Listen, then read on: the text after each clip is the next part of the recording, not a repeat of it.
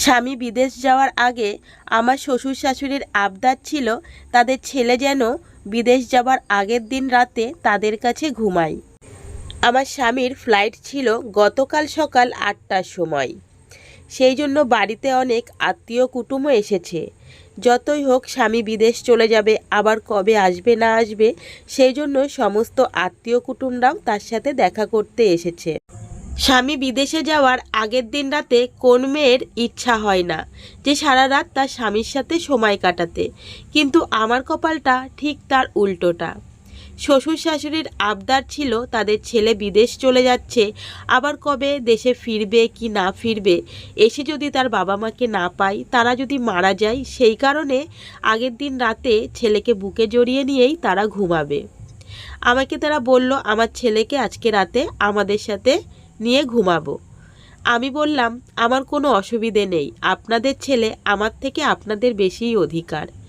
এই বলে আমি ঘরে এসে আমার ঘরে সারা রাত আমি ফুপিয়ে ফুপিয়ে কান্না করেছি।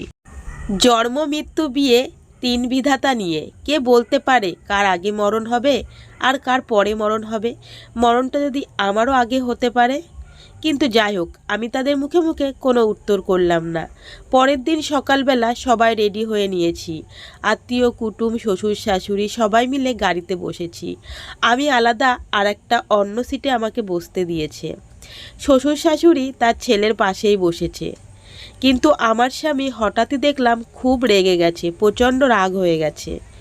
তারপরে আত্মীয় কুটুম শ্বশুর শাশুড়ি বুঝতে পারল যে তার বউয়ের পাশে বসার ইচ্ছে। সেই কারণে সবাই বুঝে আমার পাশে আমার স্বামীকে বসিয়ে দিল। সারা রাত দুজনে দুজনার হাত রেখে গল্প করতে করতে সারাটা পথ গেলাম। সেই মুহূর্তটা কত সুন্দর লাগছিল সেটা একমাত্র একটা মেয়েই জানে। এয়ারপোর্টে পৌঁছে গিয়ে আমার স্বামী আমার হাতটা ধরে আমাকে নিয়ে একটু আলাদা জায়গায় নিয়ে গেল। সেখানে গিয়ে আমাকে বলল, তুমি কষ্ট পেও না, আমি তোমার কাছে আবার ফিরে আসব, আমি তোমার আছি, তোমারই থাকবো। সত্যি কথা বলছি, আমি তোমাকে খুব ভালোবাসি, তবে আমার বাবা মাকে তো ফেলতে পারি না। আমি ওকে বললাম না না, আমি তাতে কিছু মনে করিনি। সে আমার বুকে জড়িয়ে ধরে কপালে একটা চুম্বন করলো। তুমি ভালো থেকো, সুস্থ থেকো, নিজের খেয়াল রেখো, আমার বাবা মার খেয়াল রেখো। এই কথা সে বলতে না বলতেই তার মা এসে তার হাতটা ধরে টানতে টানতে নিয়ে চলে গেল। সেই মুহূর্তটা আমার খুব কষ্ট হচ্ছিল। স্বামী যখন বিদেশের পথে রওনা দিল, সবাই মিলে তাকে বিদায় জানিয়ে আমরাও আস্তে আস্তে বাড়ির দিকে ফিরে এলাম। মনটা খুব খারাপ নিয়েই বাড়িতে ফিরে এসেছি। সত্যি এরকম ঘটনা যেন কোনো মেয়ের সাথেই না ঘটে, আমার সাথে ঘটেছে তাতে কি আছে। তো চলো বন্ধুরা, এই গল্পটা কিন্তু আমার জীবনের সাথে একদম জড়িত নয়। তো ভালো লাগলে লাইক কমেন্ট শেয়ার করতে